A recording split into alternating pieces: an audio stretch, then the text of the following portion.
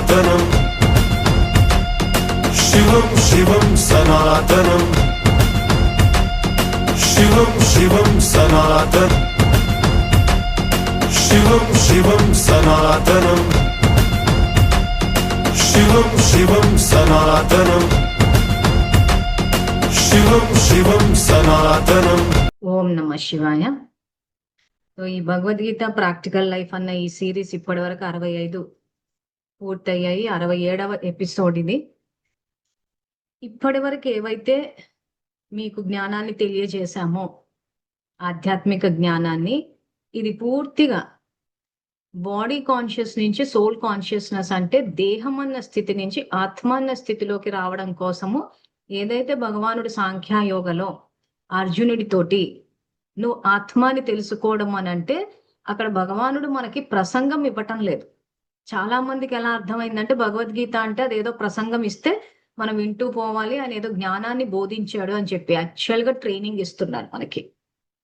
అందుకే మీకు last episode లో లా ఆఫ్ అట్రాక్షన్ అని చెప్పి మీకు ప్రాక్టికల్ లైఫ్ చెప్పాను. ఎందుకంటే చాలా మంది మనం ఏది ఆలోచిస్తే అది జరిగిపోతుంది అని చెప్పేసి అక్కడ ఆలోచిస్తుంటే ఏమీ జరగట్లేదు, అనుకున్నది ఒకటి జరుగుతున్నది ఒకటి, ఇలాంటివి ఏమైపోయిందంటే ఎక్కువ కన్ఫ్యూజన్ వచ్చేస్తుంది. అంటే ఇది ఏంటంటే బిట్లు బిట్లుగా జ్ఞానం బయటకు వచ్చేసింది. అలా అని భగవద్గీత తీసి శ్లోకాలు చదివితే అర్థమైనట్టే ఉంటుంది, కానీ మళ్ళీ అక్కడ ప్రాక్టికల్ లైఫ్ చూస్తే కన్ఫ్యూజింగ్ అనిపిస్తూ ఉంటది. సో ఇది ఎలా తెలుసుకుంటాం ఈ జ్ఞానాన్ని అంటే, ఇది భగవంతుడి ద్వారా తెలుసుకోవాల్సిందే. అందుకే మీకు క్లాస్ స్టార్ట్ చేసే ముందు నిరాకార శివ పరమాత్మ కనెక్ట్ అవ్వాలా అని చెప్పి మీ చేత యోగం చేయిస్తున్నాము. ఇది మెడిటేషన్ కాదు. చాలా మంది మెడిటేషన్ అన్న పదం వాడతారు, అది ఇంగ్లీష్ పదము. సెల్ఫ్ హీలింగ్ అంటే మనల్ని మనము నయం చేసుకోవడము, సెల్ఫ్ హీలింగ్ అనేసి. సో ఇక్కడ భగవానుడు భగవద్గీతలో సెల్ఫ్ హీలింగ్, మనల్ని మనం నయం చేసుకోవడం కాదు, పూర్తిగా ఆ దుఃఖం అన్న దీంట్లో నుంచి బయటకు వచ్చేయాలన్నమాట. ఈరోజు ఎంతో మంది మెడిటేషన్ చేస్తూ ఉన్నారు. చేస్తున్న వాళ్ళు ఏమన్నా దుఃఖం సమాప్తి అయిందా అన్న మాట అడిగి చూడండి, అప్పుడు లేదండి మన కర్మలు కూడా ఉంటాయి కదా అంటారు. అందుకే మీకు లాస్ట్ ఎపిసోడ్ లో లా ఆఫ్ అట్రాక్షన్ అంటే ఆకర్షణ సూత్రం, మీరు ఏది ఆలోచిస్తే అదే ఆకర్షిస్తారని చెప్పి ఏ సూత్రాన్ని అయితే చెప్తున్నారో అందులో మనం కర్మలు కూడా చూసుకోవాలి. కర్మలు కూడా మాటి మాటికి ఇంటర్ఫియర్ అవుతూ ఉంటాయి, ఎందుకంటే జన్మలు తీసుకుంటూ వస్తున్నాం. ఈరోజు నేను ఆరోగ్యంగా ఉండాలని సంకల్పం చేసేస్తాము, మరి చేసుకున్న కర్మ వచ్చినప్పుడు ఆ కర్మకు ప్రతిఫలంగా ఆరోగ్యం పాడవుతుంది కదా. సో అందుకే ఇప్పటి నుంచి వేసేటప్పుడు కూడా స్క్రీన్ మీద నిరాకార శివ పరమాత్మని వేస్తున్నాము. ఎందుకు నిరాకారుడు అంటున్నాము అని చెప్పి పాత ఎపిసోడ్స్ లో రుజువులతో సహా చూపించాము. సో కాబట్టి ఇప్పుడు అన్నిటికన్నా ముఖ్యము మనం భగవంతుని తలుచుకోవడం. ఇక్కడ ఆయన తలుచుకుంటే ఏమవుతుందంటే మీకంతట మీకే జ్ఞానం అర్థమవుతుంది. మేము ఏంటంటే ఇక్కడ ఒక ట్యూషన్ టీచర్ టైప్ అంతే, గురువులం కాదు మేము. గురువు ఎప్పటికీ భగవంతుడే. సో ఆయన చెప్పిన జ్ఞానాన్ని ఎవరికి వాళ్ళు ఆయనకి కనెక్ట్ అయ్యి అర్థం చేసుకోవాలి. అందుకే ఊరికి జ్ఞానం వింటాం అనేసి ఈ వీడియోని ముందుకు తీసుకెళ్ళిపోద్దు. ఆయన తలుచుకోవడమే ఇక్కడ మెయిన్ సబ్జెక్ట్ మనకి. ఆయన తలుచుకున్నామంటే ఎప్పుడైతే ఆ బుద్ధి దివ్యంగా అవుతుందో, అయినప్పుడు ఏమవుతుందంటే స్వతహాగా మీకు ఈ జ్ఞానం అర్థమవుతూ ఉంటది. సో కాబట్టి ముందుగా భగవంతుని తలుచుకుందాము. ఒక్కసారి పరమాత్మను తలుచుకుందాము. నేను ఆత్మను, శాంతి స్వరూపాన్ని, శివ పరమాత్మ నా తండ్రి. అందరూ నాతో పాటు చెయ్యండి. అందరూ స్క్రీన్ మీద భగవంతుణ్ణి చూపిస్తున్నాము. సో ఒక్కసారి కళ్ళు తెరిచే చెయ్యండి. కళ్ళు తెరిచి ఎందుకు చేయాలన్నది కూడా పాత ఎపిసోడ్స్ లో చెప్పాము. మనం ఏ కర్మలు ఆచరించినా కళ్ళు తెరిచే చేస్తాం కాబట్టి భగవంతుని తలుచుకోవడం కూడా కళ్ళు తెరిచే చెయ్యాలి. మీరు కళ్ళు మూసి అభ్యాసం చేసి కళ్ళు తెరిస్తే మర్చిపోయే అవకాశాలు ఉంటాయి. సో కాబట్టి మనం కర్మయోగలం అవ్వాలి కాబట్టి కళ్ళు తెరిచి చెయ్యండి. ఏమైనా కళ్ళకు సంబంధించిన సమస్యలు ఉన్నాయి, ఇబ్బందిగా ఉంది, లేదు కళ్ళు మూసుకుంటేనే మాకు వస్తుందని అంటే కూడా కళ్ళు మూసుకోండి, కాదని అనట్లేదు. కానీ మీరు కర్మలు ఆచరించేటప్పుడు సహజంగా భగవంతుని స్మృతిలో ధర్మాన్ని ఆచరించేటట్టు ఉండాలి. సో కళ్ళు ముయ్యాలి తెరవాలని చెప్పి మళ్ళీ అదొక ఇష్యూ చేసేసి అదొక సమస్య అనుకోవద్దు. ఎవరికి వాళ్ళు మీ స్థితిని తగ్గట్టు చెయ్యండి, కానీ కళ్ళు తెరిచి అభ్యాసం చేస్తే, కళ్ళు తెరిచి కర్మలు ఆచరించేటప్పుడు కూడా ఆ భగవంతుని యొక్క ఆ తలుచుకోవడం అంటే ఆయన మనకు గుర్తొస్తారన్నట్టు. ఆయన చెప్పిన జ్ఞానం కూడా సహజంగా మన ప్రవర్తనలోకి వస్తది. అందుకోసం అని చెప్తున్నాం. సో అందరూ ఒకసారి కూర్చుని చెయ్యండి. నేను ఆత్మను, శాంతి స్వరూపాన్ని, శివ పరమాత్మ నా తండ్రి. సో ఆ రకంగా కనెక్ట్ అయినప్పుడు భగవంతుడి నుంచి ఈ రకంగా కిరణాలు మొత్తం మీ ఆత్మలోకి వస్తాయి. ఈ రకంగా వచ్చినప్పుడు ఏమవుతుందంటే మీలో ఉన్న పాపం అన్నది కరిగిపోతూ ఉంటది, కాలిపోతూ ఉంటది. కర్మ కాలింది, తర్వాత పాపం కాలిపోయింది అంటారు చూసారా, అది భగవంతుని ద్వారా సాధ్యం. అది వ్యక్తులకు ఎవ్వరికి అది సాధ్యం కాదు. సో కాబట్టి భగవంతుని తలుచుకోవాలి. అది ఇప్పుడు చాలా మంది ఆధ్యాత్మికంగా అవ్వాలి అని అంటే భగవంతుడు అవసరమా అని అంటే, మరి పాపాన్ని కాల్చడానికైతే నా అవసరం లేదు, ఆయన లేకుండా చేద్దామా అని అంటే, మరి ఆ పాపము రికార్డ్ అయింది ఆత్మలో. సో ఆత్మలో రికార్డ్ అయింది తీయగల పవర్ ఒక్క భగవంతుడికే ఉంది. సో ఇప్పుడు మన పాపాన్నే ఆయన తీస్తా అన్నప్పుడు ఆయన తలుచుకోవడంలో ఇబ్బంది ఏముంది? ఇప్పుడు ఆయన ఏం మనల్ని ఏమి తిరిగి ఏం అడగట్లేదు కదా. సో కాబట్టి ఇక్కడ ఆధ్యాత్మికంగా ఉండడము అని అంటే ఆత్మ యొక్క స్వధర్మం ఏదైతే ఉందో ఆ స్వధర్మానికి అనుసారంగా జీవితాన్ని జీవించడమే ఇక్కడ ఆధ్యాత్మికత అంటారు. ఇంకా మళ్ళీ ఇంతకు మించి వేరే అర్థం ఏం లేదు. ఇక్కడ స్క్రీన్ మీద వేసి చూపిస్తున్నాం. ఇది ఆత్మ యొక్క స్వధర్మము. శాంతి, ప్రేమ, పవిత్రత, జ్ఞానము, సుఖము, ఆనందము, శక్తి.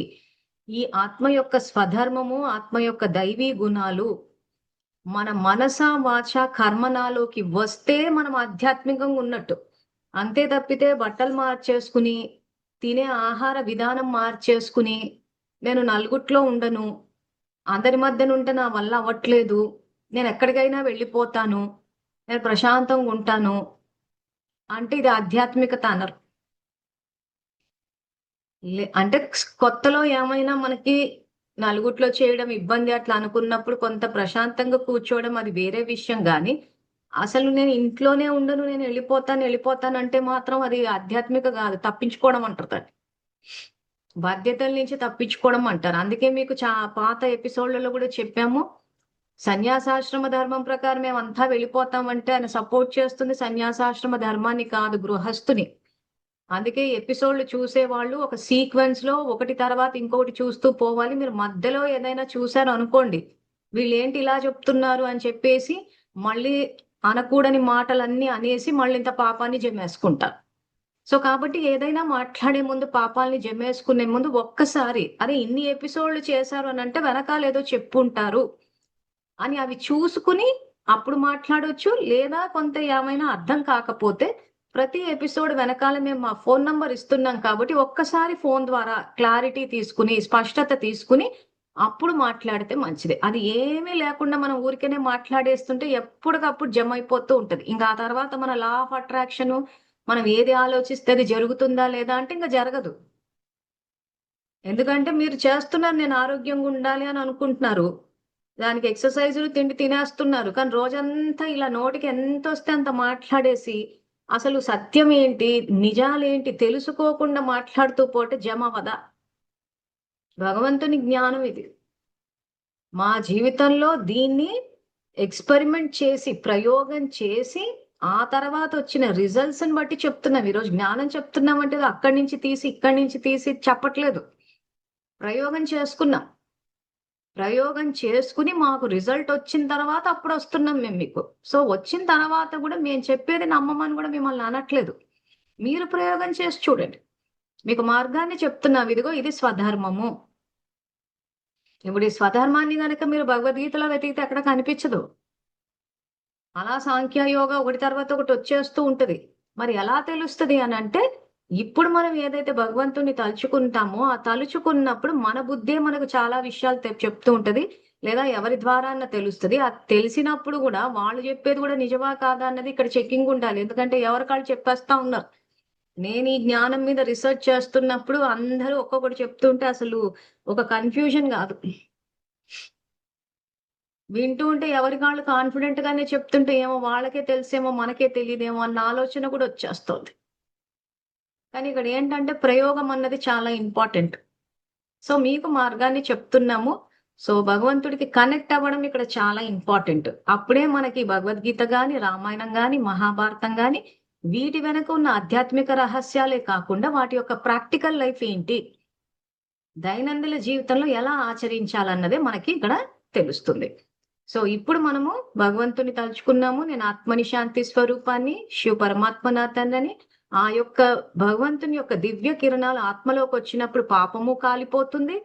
ఆ తర్వాత మనకి ఏదైతే మన బుద్ధి ఉంటుందో అది దివ్యంగా తయారవుతుంది. దాంట్లో పరిశీలన శక్తి, నిర్ణయ శక్తి అన్నది పెరుగుతుంది. అది పెరిగినప్పుడు ఇంకా ఆ తర్వాత ప్రతిదీ రైట్ అవుతుంది. దాన్ని ఆధారంగా తీసుకుని ఇంకా జీవితాన్ని గడుపుతూ పోతుంటే ఏదైతే ఈ పాపం అన్నది ఉందో, ఈ గడిచిపోయిన గతం యొక్క పాపం యొక్క ప్రభావము వర్తమానం మీద పడదు. భగవంతుని తలుచుకున్నప్పుడు పాపము కాలిపోయినా కానీ బయట పరిస్థితులు మారవు. ఈ పాయింట్ అందరూ నోట్ చేసుకోవాలి. ఎందుకు అనంటే ఇద్దరు వ్యక్తుల మధ్యలో సమస్య ఉన్నప్పుడు, మనము ఖాతా ఉన్నప్పుడు భగవంతుని తలుచుకుంటే మన ఆత్మలోది కాలుతోంది, అవతల వాళ్ళ ఆత్మలో కాలట్లేదు కదా. సో కాబట్టి ఆ పరిస్థితి వస్తుంది. వచ్చినప్పుడు మనలో ఆల్రెడీ పాపం కాలిపోయి ఉంది కాబట్టి ఈ స్వధర్మానికి అనుసారంగా మనస వాచ కర్మన మనం వర్తమానంలో ప్రవర్తించాలి. అప్పుడు ఏమవుతుంది? పాత పాపపు ఖాతా యొక్క ప్రభావం వర్తమానంలోనూ పడదు. వర్తమానంలో పుణ్యం జమ అవుతూ ఉంటది కాబట్టి దాని ఆధారంగా జీవితం సంతోషంతో గడిచిపోతుంది. ఇది యాక్చువల్ గా చేయాల్సింది. సో మనం ఏం చేస్తున్నామంటే ఈ మధ్య వచ్చే ప్రోగ్రాములు అవి అటెండ్ అయిపోయి ఇంకా ఆలోచించమన్నారని చెప్పి ఆలోచిస్తున్నారు. అక్కడ చూస్తే ఏమీ జరగట్లేదు. ఆ జరగకపోయేసరికి ఇంకా ప్రయత్నం చేయడం మానేస్తున్నారు, లేదా మేం చేసే వీడియోలు చూస్తున్నారు. ఆ చూసేటప్పుడు ఇదిగో మొట్టమొదటి స్టెప్ మేము ఏదైతే భగవంతుని తలుచుకోండి ఇది స్వధర్మం అని చెప్పి ప్రతి వీడియోలో వేస్తున్నామో ఈ విషయాన్ని పక్కన పెట్టేసి మా ఇంట్లో సమస్య ఉంది, మా కోడలతో సమస్య ఉంది, మా అమ్మాయితో సమస్య ఉంది, మా అల్లుడితో సమస్య ఉంది, వాళ్ళతో సమస్య ఉందని ఒక పెద్ద లిస్ట్ ఉంటుంది. అంటే దాన్ని తప్పు పట్టడం లేదు, మీరు ఈ పాయింట్ మిస్ అవుతున్నారు అన్న విషయం చెప్తున్నాను నేను. సమస్యలు ఉన్నాయి కాబట్టే మనం విషాదంలో ఉన్నాము కాబట్టే భగవానుడు ఈ రోజు మనకి జ్ఞానాన్ని తెలియచేసి శక్తినిస్తున్నాడు. శక్తిని ఇచ్చినప్పుడు మనం ఆలోచనలు చేస్తున్నాం, అది కూడా రైటే. రోజంతా మరి మనస వాచ కర్మన స్వధర్మానికి తగ్గట్టు పని చేస్తున్నామా, కర్మలు ఆచరిస్తున్నామా లేదా అన్నది పాయింట్. సో ఈ చేసేటప్పుడు ఇక్కడ కూడా ఏమవుతుందంటే కొన్ని తప్పులు చేస్తూ పోతున్నప్పుడు దాని యొక్క పర్యవసానం వెంటనే రావట్లేదు. లేదా కొంతమంది వ్యక్తుల్ని చూసినప్పుడు వాళ్ళు తప్పులు చేస్తూ ఉంటారు కానీ వాళ్ళకేమి దాని పర్యవసానం వచ్చినట్టు అనిపించకపోతే వీళ్ళేమనుకుంటారంటే మేము ఎంతో మంచి వాళ్ళం, మాకేమో అలా కష్టాలు వచ్చేస్తున్నాయి, వాళ్ళు తప్పులు చేస్తున్నా కానీ వాళ్ళకి ఏ పర్యవసానం రావట్లేదు అనేసరికి ప్రశ్నలు వచ్చేస్తున్నాయి. సో అందుకే మీకు కర్మల యొక్క గుహ్యగతి చెప్పినప్పుడు ఏ బీజాన్ని నాటితే అదే ఫలం వస్తుంది, ఒక బీజాన్ని నాటితే ఎన్నో ఫలాలు వస్తుంది. ఇప్పుడు నాటితే కొంతకాలానికన్నా 3వ సూత్రం మీద గమనం ఎక్కువ ఇప్పించాం ఆ రోజుల్లో. ఇప్పుడు నాటితే కొంతకాలానికని ఎందుకన్నారంటే మనకి సరిదిద్దుకునే అవకాశాన్ని ఇస్తున్నాడు. ఎందుకంటే భగవంతుడి దయాసాగరుడు కాబట్టి. సో సరిదిద్దుకునే సమయంలో మనం ఇచ్చినప్పుడు దాన్ని గనక అవకాశంగా తీసుకుని సరిదిద్దుకుంటే మరి మంచిది. సరిదిద్దుకోకపోతే అప్పుడు భగవంతుడు స్వదర్శన చక్రం వేసి సంహరించినట్టు మనకి మహాభారతంలో శిశుపాలుడి కథ ఉంది. సో అది కూడా మనం ఒక్కసారి తెలుసుకుందాము. తెలుసుకుంటే ఏంటంటే మనకి ఇంకా సబ్జెక్ట్ బాగా అర్థమవుతుంది. సో ఇక్కడ స్క్రీన్ మీద వేసి చూపిస్తున్నాము. సో ఇక్కడ మీరు స్క్రీన్ మీద చూడొచ్చు, శిశుపాలుడిని చూపిస్తాం. సో శిశుపాలుడి కథ అందరికి తెలిసిన కథే. ఏమంటే 100 తప్పులు చేసేంత వరకు చూసి 100 తప్పు 100వ తప్పు అయిపోయిన తర్వాత శ్రీకృష్ణుడు స్వదర్శన చక్రము, భక్తి మార్గంలో దీన్ని సుదర్శన చక్రం అన్నారు, జ్ఞాన మార్గంలో దీన్ని స్వదర్శన చక్రం అన్నారు. సో ఈ భక్తి మార్గం ఏంటి, జ్ఞాన మార్గం ఏంటి అని చెప్పి ఇంతకన్నా ముందు చేసిన ఎపిసోడ్లలో చెప్పేశాం. మనం సమర్థంగా అవ్వలేక జ్ఞాన మార్గంలో నిరాకారుడికి కనెక్ట్ అయ్యి మనం గనక సమర్థంగా అవ్వలేకపోతే భక్తి యొక్క విధి విధానాల ద్వారా రావచ్చు అన్నారు. సో ఇక్కడ భగవంతుని విషయానికి వచ్చేసరికి మేము భగవంతుని నమ్ముతున్నాము అంటున్నారు. పిల్లలు తండ్రిని నమ్మడం అన్నది సహజమైన విషయం అది. దాని గురించి మనం అంతగా నమ్ముతున్నామని చెప్పేసి మనం పబ్లిసిటీ ఇవ్వాల్సింది, మాట్లాడాల్సింది ఏమీ లేదు. మనము మాట్లాడాల్సిన విషయం ఏంటంటే, నేను భగవంతుడికి కనెక్ట్ అవుతున్నానా? సో, ఇంక ఇప్పటి నుంచి నేను భగవంతుడిని నమ్ముతున్నానన్న విషయం కాదు. నేను భగవంతుడికి కనెక్ట్ అవుతున్నానా? నేను భగవంతుడికి ఆజ్ఞాకారిగా ఉన్నానా? అన్నది మనం మాట్లాడుకోవాలి ఇంక ఇప్పటి నుంచి. ఇది కరెక్ట్. అది గనక మాట్లాడుకున్నామంటే ఇంక కరెక్ట్‌గా ధర్మం ప్రకారం వెళ్ళిపోతాం. సో, ఇక్కడ భగవంతుడు అవకాశం ఇస్తున్నాడు సరిదిద్దుకోవడానికి. సో, అందుకే బీజం ఇప్పుడు నాటితే కొంతకాలానికి అన్నారు. సో, అవకాశం ఇచ్చాడు గదా! అని జెప్పేసి భగవంతుడు నన్నేమి చేయలేడు, నన్నెవడేం చేయలేడని అహంకారం వచ్చేసింది అందరికి.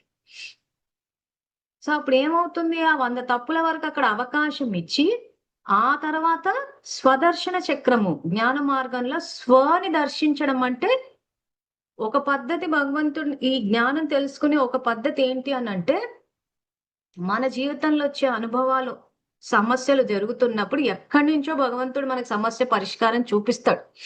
మనం కొంచెం ప్రశాంతంగా కూర్చుని తలుచుకుంటే, ఆలోచిస్తే మనకే వస్తది.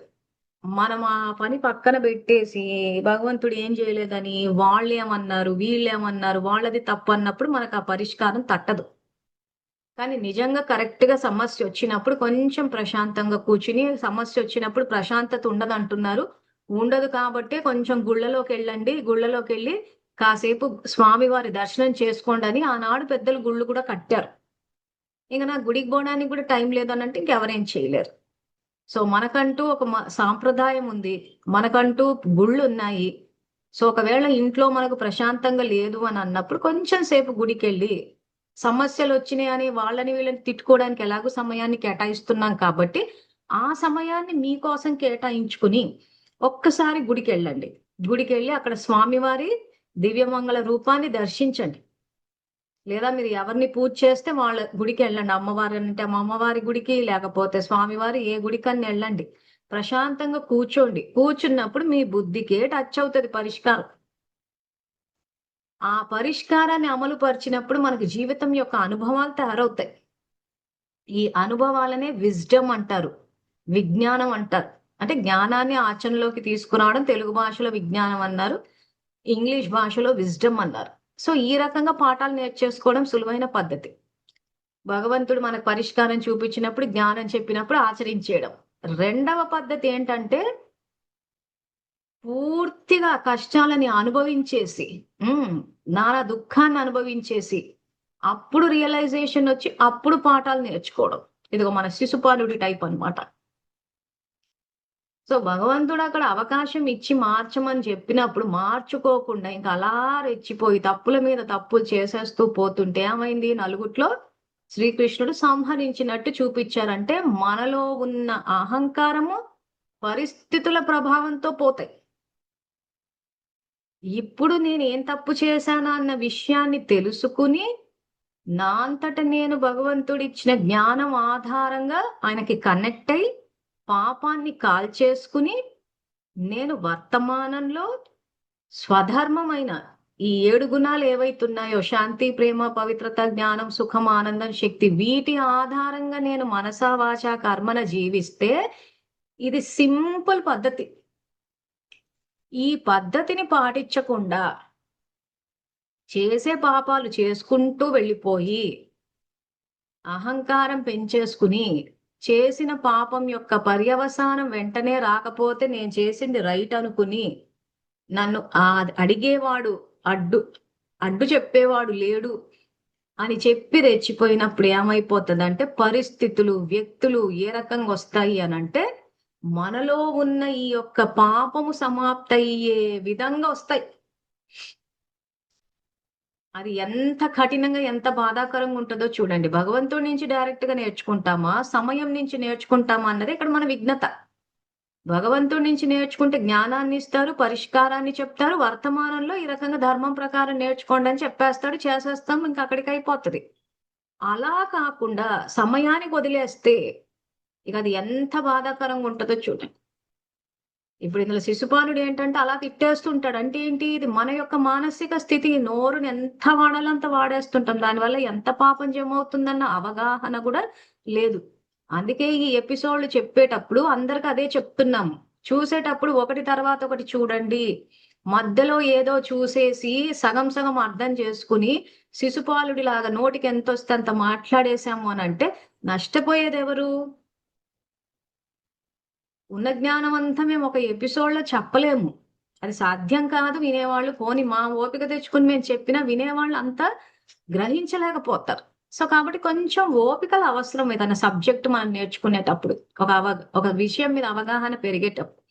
సో, ఇప్పుడు ఈ శిశుపాలుడు ఉదాహరణే తీసుకుంటే నోటికెంతొస్తే అంత మాట్లాడేసి, ఆ రకంగా పాపాన్ని జమ చేసుకున్నప్పుడు ఖచ్చితంగా సమయం పాఠం నేర్పిస్తది.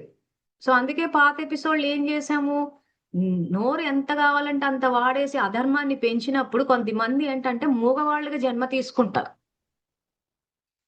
సో, మూగవాళ్ళుగా జన్మ తీసుకోవడం అంటే ఎందుకొచ్చిందా పరిస్థితి ఇక్కడ? చేసుకున్న కర్మల అనుసారంగా జన్మొచ్చింది. సో, ఎలా వచ్చింది? ఈరోజు మనము మన యొక్క వాచాని ఒకరిని తిట్టడానికి, ఒకరిని విమర్శించడానికి, దూషించడానికి వాడుతూ పోతున్నామంటే పాపం జమవుతుంది గదా! కొంతమంది ఏం జేస్తారంటే మేము ఎవ్వరిని ఏమనమండి అసలు అని అంటారు గానీ, ఇంట్లో పిల్లల్ని జూడాలి ఒక రకమైన తిట్లు గాదు. సో, పిల్లలు గూడా చిన్న పిల్లల శరీరం గాని ఆత్మ చిన్న పిల్లలు కాదు కదా! వాళ్ళు వాళ్ళ యొక్క యాత్రలో ఉన్నారు. సో, ఈరోజు తల్లిదండ్రుల యొక్క పాత్ర పిల్లల సంస్కారాలు మార్చడం, వాళ్ళని స్వతంత్రులుగా అయ్యేటట్టు చదువు చెప్పించి, అది గూడా ప్రేమతో చేయాల్సిందే. అలాగే మేము తిడతాము, చేస్తామని వాచాని వాడేస్తే కర్మ ఖచ్చితంగా అంటుకుంటది. సో, ఇవన్నీ మీరు గమనించుకోవాల్సిన విషయాలు. ఎక్కడెక్కడ మనం వాచాని ఏ రకంగా వాడుతున్నాము. అంటే ఒక వాచా స్థాయిలోనే తప్పు గాదు. మనసా, వాచా, కర్మన 3 స్థాయిల్లోనూ తప్పులు లెక్కబెడుతున్నాడు. అక్కడ 100 తప్పులు చేశాడంటే అన్ని స్థాయిల్లో చేశాడు శిశుపాలుడు. అసలు శిశుపాలుడంటే ఏంటి? శిశువు అంటే పిల్లలు. పాలుడంటే పాలన చేయడం. అంటే పిల్లల యొక్క పాలన చెయ్యడం అంటే ఏంటంటే, పిల్లలు అనంటే కథ పరంగా, ఆధ్యాత్మికంగా దాని యొక్క అర్థం ఏంటి అనంటే, పిల్లలు అనంటే మన క్రియేషన్ మామూలుగా. పిల్లలకు మనం జన్మనిస్తున్నామంటే వాళ్ళని క్రియేట్ చేస్తున్నాం. అంటే ఈ రోజు తప్పులు ఎవరు చేస్తున్నారంటే మనమే చేస్తున్నాం. మనమే చేస్తున్న తప్పులకి ఏం చేస్తున్నామంటే అందరిని తప్పుపడుతున్నాం. వాళ్ళ వల్ల ఇలా చేశాను, వీళ్ళ వల్ల ఇలా చేశాను, వాళ్ళన్నందుకు చేశాను, వీళ్ళన్నందుకు చేశాను అంటే వాళ్ళు కాదు కదా క్రియేట్ చేసింది. క్రియేట్ చేయడం అనేది ఇంగ్లీష్ పదము, తెలుగులో రచించడము అంటారు. సో, ఈరోజు నా ఆలోచనలని నేనే రచిస్తున్నాను. రచించి కర్మలోకి తీసుకొస్తున్నాను అనంటే, నేనే నా తప్పుల్ని క్రియేట్ చేస్తున్నాను. నేనే నా తప్పుల్ని రచిస్తున్నాను. నేనే నా తప్పులకు జన్మనిస్తున్నాను. అందుకే శిశుపాలుడు అని పేరు పెట్టారక్కడ. మహాభారతాన్ని రాసేటప్పుడు ఈ యొక్క పాత్ర ద్వారా సమాజానికి ఇచ్చిన సందేశం ఏంటి అనంటే, ఈరోజు మీరు కర్మలు ఆచరించేటప్పుడు ఏవైతే చేస్తున్నారో అది మీ ఓన్ క్రియేషను. మీరు రచిస్తున్నారు. మీరే ఆ తప్పులు చేస్తున్నారు. మీరే ఆ తప్పుల్ని పాలిస్తున్నారు. అంటే మళ్ళీ వాటిని మెయింటైన్ చేస్తున్నారు. ఏదో తప్పు చేసి అక్కడికి వదిలేయట్లేదు. మళ్ళీ అది రైట్ అనుకుని మెయింటైన్ చేస్తున్నారు. పాలిస్తున్నారు. పిల్లలని పెంచడం శిశుపాలుడు. పిల్లల్ని పెంచడం అంటే పిల్లలు కాదు ఇక్కడ. నిజమైన పిల్లలు కాదు. మనం చేసే తప్పులు. పిల్లలంటే ఏంటి? మన సొంతము. మన పిల్లలకి జన్మనిస్తే ఏమంటారు? మన సొంత పిల్లలంటారు. సో, తప్పులు ఎవరి సొంతం? మన సొంతము. మనం వాటికి ఓనర్‌లము. ఓనర్‌షిప్ తీసుకోవాలి. కానీ మనం ఏం చేస్తున్నాము? తప్పు చేసేసి అవతలోళ్ళ మీద ఏసేస్తున్నాం. తప్పంతా వాళ్ళదన్నట్టు. సో, ఈ పాత్ర ద్వారా ఎవరికి వాళ్ళు చెక్ చేసుకోవాలి. ఇంతకి శిశుపాలుడు మనలో ఏమైనా ఉన్నాడా? మనము మన తప్పులు చేసుకుంటూ అందరికి ఏమైనా తోసేస్తున్నామా? అందరిని తప్పు పడుతున్నామా? తప్పులు చేసుకుంటూ తప్పులకు జన్మనిచ్చి, ఆ తప్పుల్ని ఏమైనా పెంచుతున్నామా? ఇది మనం చెక్ జేసుకోవాల్సిన విషయం ఈ పాత్ర ద్వారా. సో, ఆ రకంగా భగవానుడు అవకాశం ఇచ్చినా గాని తీసుకోకుండా సమయానికి వదిలేసినప్పుడు సమయం ఏ రకంగా పాఠం నేర్పిస్తదంటే, ఇంకా ఆ జన్మలు తీసుకునేటప్పుడు ఏ నోరు లేకనో, కాళ్ళు చేతులు లేకుండానో, మానసిక స్థితి సరిగా లేకపోవడమో, ఇట్లా ఏవేవో రకరకాలుగా పాపాలు అక్కడ వచ్చినప్పుడు ఏమైతదంటే, మనకు తెలియకుండానే ఇంక మనలో ఉన్న అహంకారము, మనలో ఉన్న ఈ తమో ప్రధానత, తామసిక స్వభావం ఏదైతే ఉందో, తామసిక ప్రవర్తన ఏదైతుందో మనకు తెలియకుండానే పోతది. ఇప్పుడు అబద్ధాలు చెప్పి, నోరు ఇష్టం వచ్చినట్టు మాట్లాడేసి, ఇంట్లో వాళ్ళని తిట్టేసి, బయట వాళ్ళని తిట్టేసి, రకరకాలుగా చేసేసి ఉదాహరణ చెప్తున్నాం. వచ్చే జన్మలో కనుక మూగవాళ్ళకి జన్మ తీసుకున్నాము అని అంటే ఖచ్చితంగా మనం ఈ రోజు దుర్భాషలాడుతున్న తామసిక స్వభావం ఏదైతే ఉందో ఆ స్వభావానికి అనుసారంగా ప్రవర్తిద్దామన్నా ప్రవర్తించలేం. ఎందుకని? ఆల్రెడీ మూగగా జన్మ తీసుకున్నాం కాబట్టి. సో ఈ పాత్ర ద్వారా భగవానుడు అదే తెలియజేస్తున్నారు. మీరు రోజంతా ఏదైతే లా ఆఫ్ అట్రాక్షన్ అని చెప్పి మేము ఏది ఆలోచిస్తే అది జరిగిపోతుందా, కానీ జరగట్లేదు. ఇగో జ్ఞానం విన్నా గానీ చాలా మంది కొంచెం జ్ఞానం వింటే అంత పాపాలు వెళ్ళిపోతాయి చేస్తారంటే జ్ఞానం విన్నంతసేపు ఓకే. జ్ఞానం విన్న తర్వాత ఏం చేస్తున్నారు? జ్ఞానము వింటున్నంతసేపు ఏదైతే మనం భగవంతుని యొక్క విద్యార్థులం అయ్యామో జ్ఞానం విన్న తర్వాత దాన్ని ఆచరణలోకి తీసుకొచ్చి మనము భగవంతుని యొక్క సేవాదారులం అవ్వాలి. మానవ సేవ మాధవ సేవ అన్నారు. సో అందరికీ సేవ చేస్తున్నామా? సేవ ఎలా చేయాలన్నది కూడా చెప్పాము. ఇంట్లో పని చేస్తున్నామంటే అది పని కాదు సేవ అనుకోమన్నాం. ఆఫీస్లో పని చేస్తున్నామంటే పని కాదు సేవ అనుకోమన్నాం. ఇల్లు ఇల్లు కాదు సేవా స్థానం శివాలయం అనుకోమన్నాం. అలా సేవ చేస్తున్నామా లేదా శిశుపాలుడి టైప్ లో ప్రవర్తిస్తున్నామా అన్నది ఇక్కడ మనం చెక్ చేసుకోవాల్సిన భగవద్గీత ప్రాక్టికల్ లైఫ్. ఎందుకంటే జ్ఞానం వింటున్నారు, దీని యొక్క అర్థం విధానం ఆశ్చర్యపోతున్నారు. సో వింటే పుణ్యం వస్తుంది అంటున్నారు. సో విన్నంతసేపు పుణ్యం వస్తుందా అంటే కర్మలు ఆచరిస్తూ వస్తుంది. విని మీరు దాన్ని ఆచరించి మీ యొక్క స్థితిని సతోగా చేసుకుంటే మీ నుంచి సతో తరంగాలు విశ్వంలో వెళ్ళి అవి మల్టిప్లై అయ్యి అంత వ్యాపించి మళ్ళీ మీకు తిరిగి వస్తుంటాయి కాబట్టి అలా పుణ్యం జమ అవుతుంది. అంతే తప్పితే విన్నంతసేపు అలా వినేసి ఇంకా ఆ తర్వాత నేను శిశుపాలుడి లాగా ప్రవర్తిస్తూ ఉంటాను, అందరినీ తప్పుపడుతూ ఉంటాను, తప్పులన్నిటికీ జన్మనిచ్చి మళ్ళీ ఆ తప్పులన్నిటి నేను మెయింటైన్ చేస్తూ పోతాను అని అంటే హరహర మహాదేవ్. సో భగవద్గీతలో భగవానుడు ఏదైతే చెప్పారో థియరీ, ఆత్మ అన్న స్థితిలో ఉండండి అని అంటే ఆత్మ యొక్క స్వధర్మం ఏదైతే ఉందో ఇక్కడ మళ్ళీ స్క్రీన్ మీద వేసి చూపిస్తున్నాము. ఆత్మ యొక్క స్వధర్మము